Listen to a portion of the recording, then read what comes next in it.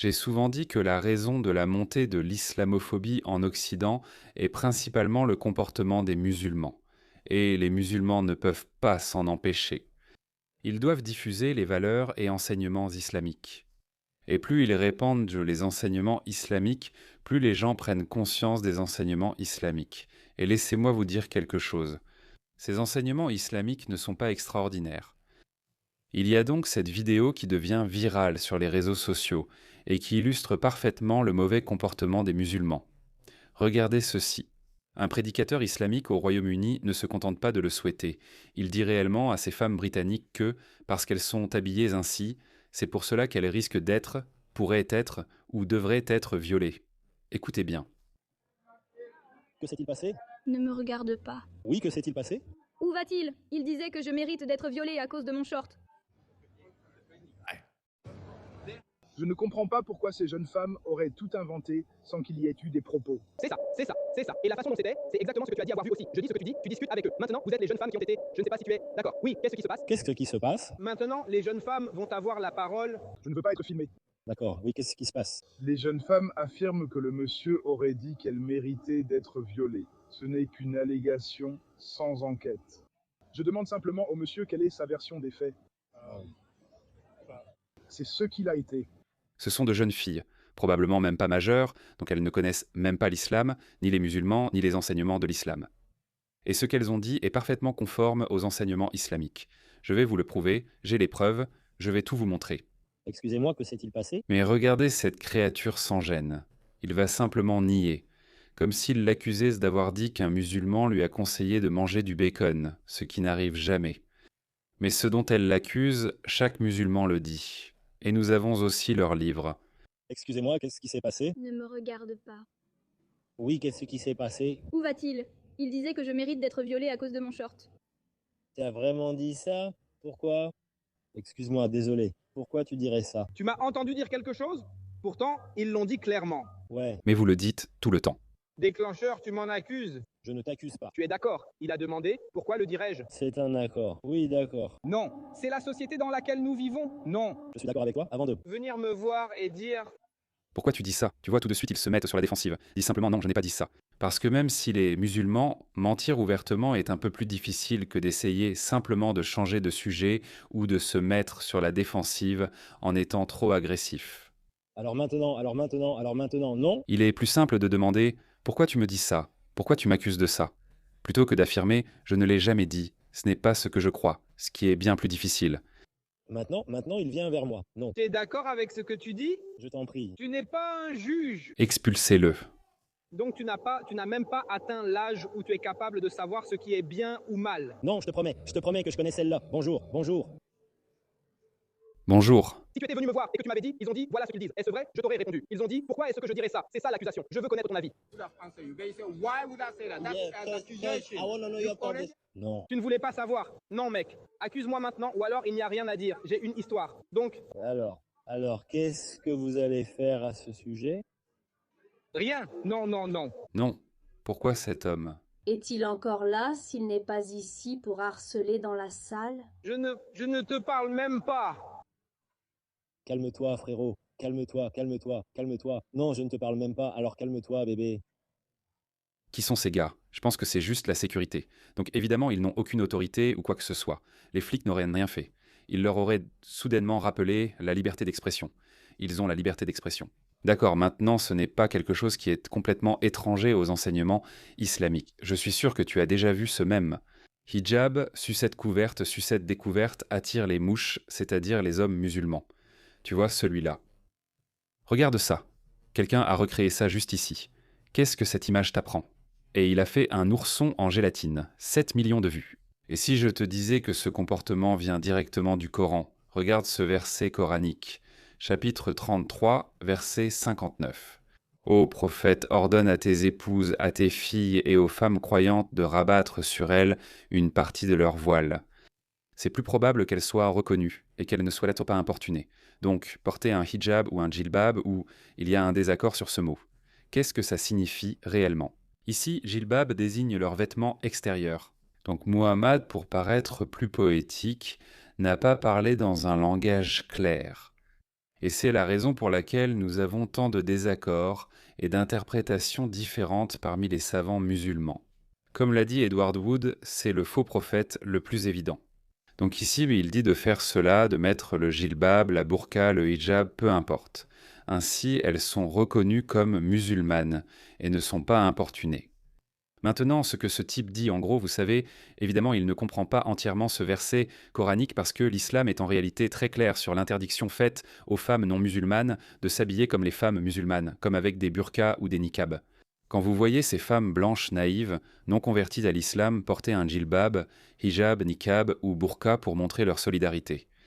C'est en fait contraire aux enseignements de l'islam, à tel point que Omar, le deuxième calife de l'islam, le deuxième meilleur ami de Mahomet après Abu Bakr, il allait même jusqu'à frapper des femmes non musulmanes qui s'habillaient comme des femmes musulmanes, c'est-à-dire avec le hijab, le niqab, le jilbab, etc. Regardez ceci.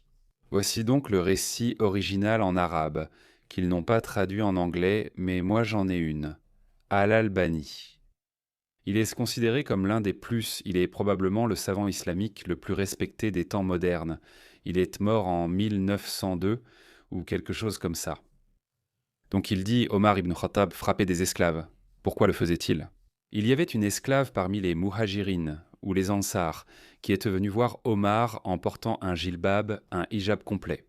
Donc Omar n'a pas dit « c'est très bien de ta part de t'habiller comme une femme musulmane ». Non, parce que les femmes non musulmanes ne sont pas censées s'habiller comme les femmes musulmanes, afin qu'elles puissent être agressées. J'ai une autre preuve accablante pour toi. Tu vas probablement être choqué d'entendre ça. As-tu été affranchi? Elle a dit non, il a dit « alors enlève-le de ta tête ». Le jilbab est pour les femmes libres. Alors elle a hésité. Il s'est donc approché d'elle avec le fouet et il l'a frappée à la tête jusqu'à ce qu'elle le jette. Albani a dit que c'est un hadith sahih. Et tu sais pourquoi il voulait que les femmes non musulmanes ou les esclaves ne soient pas correctement couvertes? La véritable raison est encore plus sinistre que cela. Regarde ceci. Ceci est Tabkat ibn Sa'd. Donc c'est un livre authentique. Ceci est de l'ourdou, pas de l'arabe. Je n'ai pas la version arabe, mais n'importe qui peut la vérifier. Donc j'utilise Google Traduction. Eh bien, je comprends l'ourdou, donc je peux le lire. Je vais vous montrer la traduction anglaise de cela, celle de Google, afin que vous puissiez la lire. Il s'agit de Tabkat ibn Sa'ad, deuxième partie. Cela a été rapporté d'Abu Huraïra, sous l'autorité de Ma'ad Omar ibn al-Khattab, le même fou. C'est lui qui est derrière tout ce concept de hijab, jilbab, burqa, niqab. En réalité, Mohammed ne voulait pas le faire. Mohammed ne voulait pas imposer le hijab, le jilbab, le niqab, la burqa. Il ne voulait pas le faire. Omar harcelait sans cesse pour qu'il demande à Allah de révéler ce verset sur le hijab. Finalement, Omar l'a fait, puis Mohammed aussi, car selon lui, il n'y a pas d'Allah. Mohammed invente ces versets pour contenter chacun. Nous sommes les plus savants sur le qada et l'autorité de Saad, blabla. Un jour, Omar ibn Khattab a rencontré ses compagnons. Écoutez, c'est le même homme, Omar, qui a frappé une autre esclave parce qu'elle portait un hijab et a dit « Aujourd'hui, j'ai fait quelque chose. Donnez-moi une fatwa à ce sujet. » Parce que Mohammed est mort, il ne pouvait voir personne. Il est donc allé voir d'autres compagnons. Une concubine est passée. Donc une concubine, pas la sienne, l'esclave de quelqu'un d'autre, est passée. Je l'ai trouvée jolie. Je l'ai trouvée attirante. Alors il l'a violée. Même s'il jeûnait, toute la congrégation s'est jetée sur elle. Donc en gros, il dit qu'il ne demande pas de fatwa sur le fait d'avoir violé une concubine. Donc vous voyez, donnez-moi une fatwa, donnez-moi un décret religieux disant que je n'ai rien fait de mal. Il ne s'inquiète pas de l'avoir violée, il s'inquiète de l'avoir fait pendant qu'il jeûnait, parce que les musulmans n'ont pas le droit d'avoir de rapports sexuels pendant le jeûne. Voilà son dilemme. Vous voyez, regardez les priorités. Donc Ali, le gendre, est cousin de Muhammad, l'un des plus jeunes convertis à l'islam à qui il n'était pas permis d'avoir une seconde épouse tant que Muhammad était en vie. Après la mort de Muhammad, il a multiplié les mariages. Hypocrisie. Ali est resté silencieux. Puis il a dit « Ali ibn Talib, qu'en dis-tu » Alors Ali a répondu « Eh bien, tu as rompu le jeûne d'Allah. Donc ton jeûne est nul et non avenu. Maintenant, tu peux faire un autre jeûne. Il suffit de jeûner une fois que le mois de Ramadan est terminé, en guise de compensation, de réparation. C'est pourquoi les femmes non musulmanes ne sont pas censées être couvertes, parce que les femmes musulmanes doivent se couvrir pour ne pas être molestées. Ainsi, elles sont reconnues, comme il est dit dans le Coran. Et si vous êtes une femme non musulmane, alors vous n'êtes pas censé vous couvrir. Il existe en fait une autre source troublante, une histoire troublante, mais celle-ci vient d'une source chiite. Et les chiites détestent évidemment Omar, mais je vais quand même vous la raconter. Beaucoup de musulmans affirment que ce n'est pas authentique. Donc le fils d'Omar, Ibn Omar, était encore plus pervers que son père. En fait non, ils sont tout aussi pervers l'un que l'autre. Nafi rapporte d'Ibn Omar que chaque fois qu'il achetait une esclave au marché, il exposait leurs jambes et mettait sa main entre leurs seins et leurs hanches. Il faisait cela par-dessus les vêtements comme au marché aux esclaves. Beaucoup de musulmans nient l'existence de ces marchés, affirmant qu'il s'agissait simplement d'inspection. Ils les tripotaient, touchèrent leurs seins et même leurs autres parties intimes. Et imaginez être une femme, imaginez un peu. Voilà la religion de l'islam. C'est la religion que ces fous nous présentent en disant « Regardez ça, c'est tellement moral, c'est pourquoi je crois ces filles ». Ce fou d'homme l'a certainement dit parce que c'est une croyance très répandue parmi les musulmans. Regardez celui-ci. Un dirigeant musulman australien compare les femmes non voilées à de la viande exposée. Cela s'est produit en 2006, à une époque où les musulmans représentaient moins de 1% de la population australienne. Et je me souviens que cela a fait tellement de bruit il est réellement retourné en Égypte. Le cheikh Taj al-Din al-Hilali a fait ses commentaires lors d'un discours religieux, un discours sur l'adultère, devant environ 500 fidèles à Sydney le mois dernier. Ils n'ont attiré l'attention du public que lors de leur publication dans le journal australien Aujourd'hui. Il disait « Si vous sortez de la viande découverte et que vous la laissez dehors sans protection et que les chats viennent la manger, à qui la faute ? C'est ça la logique. C'est ce qu'ils entendent par viol. C'est la logique qui sous-tend cela. Regardez, une femme britannique dénonce le comportement des musulmans. Je pense que les migrants masculins du tiers-monde sont un problème ici au Royaume-Uni. Essayez d'être une femme travaillant dans la construction parce que je vous le dis, ils vous traitent comme de la merde. Si vous accueillez des personnes venant de pays où les femmes ne sont ni respectées ni autorisées à s'exprimer ou à exercer ces métiers, au moment où ils posent le pied sur le sol britannique, ils ne vont pas soudainement changer d'avis et commencer à être polis avec les femmes. Par exemple, il y a 4 personnes qui travaillent à la porte, 3 sont des étrangers, 1 est un Britannique. Le Britannique est le seul à avoir pris la peine de regarder le papier et de m'appeler par mon nom. Les autres, j'ai eu droit à « Hey, la fille » et à des claquements de doigts pour attirer mon attention. Quand je travaille vraiment avec eux, ils n'écoutent pas un mot de ce que je dis. Autant parler à un foutu mur. Mais ce ne sont pas les femmes des pays étrangers, ni les hommes d'Allemagne ou l'homme d'Afrique du Sud. Ce sont les hommes des pays du tiers-monde. Franchement, ça commence à me taper sur les nerfs. Je veux juste travailler ici et être respectée, mais ce n'est pas le cas et je ne peux pas les interpeller. Aucune féministe n'accepterait ça. Ils se retournent et m'accusent de racisme. Retour au gouvernement britannique. Voilà ce que j'affronte en tant que femme dans le bâtiment. Je veux dire, c'est le moindre de tes soucis. Et j'en parle depuis très longtemps. Regardez ça. Ces migrants du tiers-monde venant du monde musulman qui ont submergé l'Europe. Ouais, je suis en train de me laver. Qu'est-ce qu'il y a? Non, rapidement là. Je n'ai toujours pas compris. Regarde, elle n'est même pas peu vêtue. Ouais, ce n'est pas mon affaire, c'est bien ce que j'ai entendu. Ouais. Regarde celle-ci. C'est moi. Ouais, ça va, toi? Et toi, moi, célibataire gentil, et Snap, tu veux mon Snap? Oui, tu comprends un peu le français? Oui, un an musulman et Musulman. Personne ne se comporte comme ça un jour. gentil, célibataire, toi, très belle. D'accord.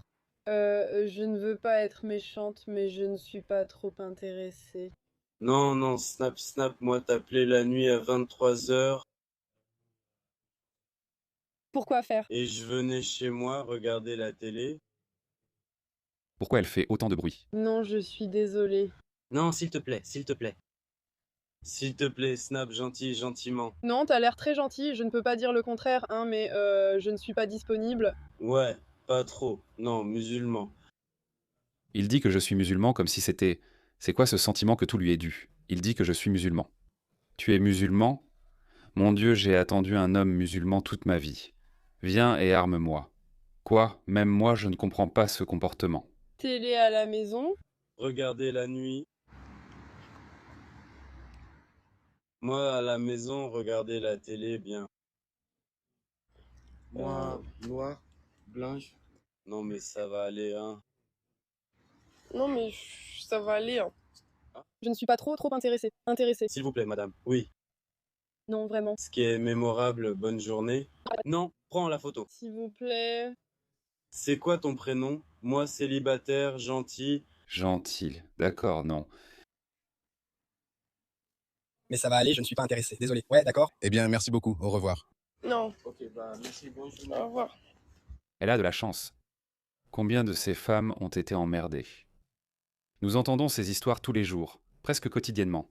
Littéralement, il y a tellement de vidéos comme celle-ci. Regardez ça. Ahmed Ali, 58 ans, chauffeur Uber, accusé d'un crime odieux. Où il demande que le tribunal retienne des motifs raisonnables de viol au 2e degré et d'enlèvement au 1er degré. La victime comptait sur le service d'Ali en tant que chauffeur VTC pour rentrer en toute sécurité. Au lieu de cela, selon les documents, Ali a utilisé son application Uber pour faire croire qu'il avait déposé la victime, puis il a conduit jusqu'à cet endroit isolé à l'extérieur d'Olympia et a violé la victime. Elle a peur s'il est libéré, ou elle a déclaré qu'elle aurait peur s'il était libéré. Les documents établissant les motifs raisonnables indiquent que la famille s'est inquiétée lorsque la femme n'est pas rentrée. Le père, utilisant son téléphone, a localisé sa fille sur les lieux de l'agression et a trouvé la victime nue sur la banquette arrière de la voiture d'Ali, tandis qu'Ali se précipitait vers le siège avant en essayant de remonter son pantalon. Qu'il existe un danger important que le prévenu commette un nouveau crime violent, et cela repose sur la nature de ces allégations. Les documents montrent que la famille de la victime a frappé Ali et qu'au moins 2 coups de feu ont été tirés. Les enquêteurs disent qu'Ali a tenté de fuir malgré les secours qui affirmaient qu'il avait besoin d'aide. Au tribunal. Ali avait encore des bandages aux mains. Près du lieu de l'attaque, j'ai parlé à un père qui trouvait horrifiant d'apprendre ce qui est arrivé à la fille de quelqu'un d'autre durant le week-end de la fête des pères. Pour moi, c'est la justice. Cela n'aurait jamais dû arriver, n'est-ce pas? C'est tout simplement écœurant, mais je suis content que le père ait pu être là. Le suspect est lui-même père de 5 enfants. La salle d'audience était remplie de membres de la famille et de voisins. Regardez-les. Ils sont probablement tous là pour témoigner en sa faveur. Le soutien à Ali. Les enquêteurs affirment que la fille d'Ali a signalé la disparition de son père à la police le jour où il a été accusé de viol sur l'enfant d'autrui. Les Blancs se font avoir. Vous avez bâti des sociétés fondées sur un haut niveau de confiance. Votre erreur est de croire que ceux issus d'autres cultures barbares partagent vos valeurs, ce qui n'est pas le cas. À ce stade, comme je l'ai dit, je ne le pense pas. On ne peut pas reprocher aux Blancs leur manque de confiance envers autrui. Ce n'est pas leur faute, c'est pathétique. Nos gouvernements en sont responsables. Eh bien, l'Amérique est très différente. Mais cette vidéo avec laquelle nous avons commencé, ce clown doit être expulsé avec toute sa famille. Cela peut sembler dur, voire anecdotique, mais c'est ce genre d'attitude que nous devons adopter. Car, comme je l'ai dit, cette vidéo et toutes ces références prouvent une chose. Cette croyance est très répandue chez ces gens. Vous savez, quand ils vous disent que pas tous les musulmans, en fait non, la plupart des musulmans ne sont pas des terroristes, d'accord? Je vous l'accorde parce qu'ils ont aussi un instinct de survie, vous savez, ils ne veulent pas risquer leur vie. Mais la plupart des musulmans partagent ces opinions. Quand vous faites venir des gens qui partagent ces opinions, quel genre de société vont-ils créer? Quelle que soit cette société, ce ne sera pas une société occidentale. C'est pourquoi nous disons que l'islam n'est pas compatible avec la civilisation occidentale. Si vous voulez sauver l'Occident, débarrassez-vous de l'islam. Rendez l'islam démodé, inaccessible, impraticable dans sa forme la plus pure. Interdisez la viande halal. Faites-en beaucoup. Beaucoup de ces problèmes sont résolubles. Actuellement, notre société s'oriente vers l'apaisement de ces barbares. Au moment où nous renversons la tendance, au moment où nous changeons de direction, en disant « d'accord, nous n'allons plus vous apaiser ». D'accord, on ne peut pas retirer la citoyenneté à tous selon leur religion, mais on peut agir autrement. Interdire tout cela, interdire la viande halal. Leur interdire de prier dans les rues, leur interdire de construire sans cesse de nouvelles mosquées. Rien que ces petits ajustements décourageront beaucoup de gens de venir ici, et ensuite beaucoup de gens commenceront à partir. Évidemment, tout le monde ne partira pas, mais si leur nombre commence à diminuer, alors c'est une bonne chose dans l'ensemble. À ce moment-là, on pourrait dire que, d'accord, le processus de guérison a commencé. Sinon, vous savez, vos femmes continueront à se faire emmerder, harceler, et vos politiciens continueront à vous manipuler.